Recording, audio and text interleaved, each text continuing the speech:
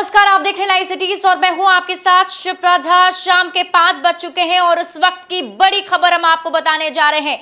जो रुझान सामने आ रहे थे, जो मतगणना हो रही है, उसके बाद आंकड़ों में बड़ा फेरबदल हुआ है। जहां एक तरफ बीजेपी बिहार की सिंगल लार्जेस्ट पार्टी बनने जा रही थी, उसको कहीं ना कहीं आरजेडी ने पीछे कर दिया है। आरजेडी को फिलहाल जो आंकड़े मिले हैं उसके मुताबिक 75 विधानसभा की सीट आरजेडी के खाते में गई है। और इसके अलावा पूरी की पूरी अगर एनडीए की बात की जाए और महागठबंधन की बात करें तो एक एक करके वो आंकड़े हम आपको बताएंगे। सबसे पहले बात एनडीए की। एनडीए को 120 विधानसभा की सीटें एनडीए के खाते में जाती हुई दिखाई दे रही है, 120 विधानसभा सीट। और महागठबंधन 114 विधानसभा सीट महागठबंधन के खाते में अभी फिलहाल जाती हुई दिखाई दे रही है और अन्य के खाते में 9 विधानसभा सीट जा रही है। इन सब के अलावा ब्रेक करके आपको बताते हैं एनडीए गठबंधन में जितनी भी पार्टी है उनके क्या कुछ आंकड़े हैं। तो सबसे पहले शुरुआत जेडीयू से। जेडीयू को 41 सीटें मिलती हुई दिखाई दे रही हैं। फिलहाल 41 सीटों पर जेडीयू के सभी प्रत्याशी आगे बढ़ते हुए दिखाई दे रहे हैं।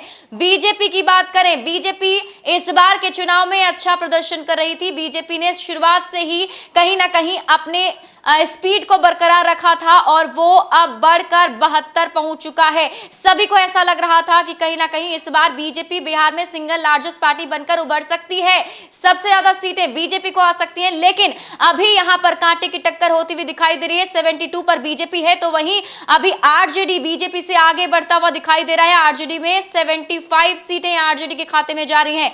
हम की बात कर लेते हैं, जीतन राम मांझी की पार्टी हम इनके खाते में 3 विधानसभा की सीटें हैं। वहीं वीआईपी मुकेश सहनी की पार्टी ने भी अच्छा प्रदर्शन किया है। 5 विधानसभा सीटों पर वीआईपी के सभी प्रत्याशी फिलहाल आगे बढ़ते हुए दिखाई दे रहे हैं। महागठबंधन को ब्रेक करके देखते हैं। महागठबंधन के अंदर जितनी भी पार्टियां शामिल हैं उनके रिकॉर्ड को अगर आप देखेंगे, फिलहाल के रुझान देखेंगे, फिलहाल के जो रिजल्ट सामने आ रहे हैं उसको अगर आप ध्यान से देखेंगे तो आरजेडी का, जैसे हमने आपको बताया कि 75 सीट आरजेडी के खाते में, कांग्रेस के खाते में 21 विधानसभा की सीटें। 70 सीटों पर कांग्रेस ने अपने उम्मीदवार उतारे हैं, उसमें से 21 सीटों पर कांग्रेस आगे बढ़ती हुई दिखाई दे रही है।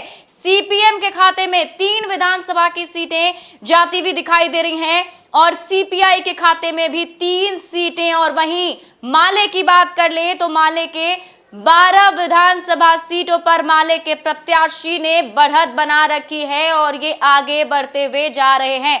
और कुल आंकड़ा जो हम आपको बता रहे हैं वो ये है कि एनडीए को 120 विधानसभा सीट और महागठबंधन के खाते में 114 विधानसभा सीट।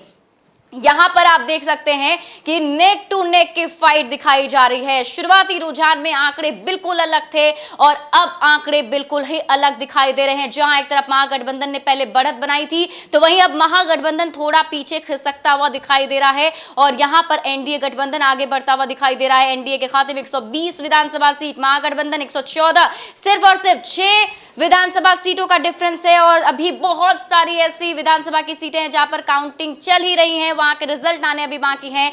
तो अब हम सबकी नजर उस पर टिकी होगी। आंकड़े हर एक मिनट बदलते जा रहे हैं और हर एक आंकड़ों पर नजर लाइव सिटीज की बनी हुई है। लेकिन अभी की जो बड़ी खबर वो ये कि सिंगल लार्जेस्ट पार्टी आरजेडी बनकर उभरती हुई दिखाई दे रही है। 75 सीटें आरजेडी के खाते में जाती हुई दिखाई दे रही है।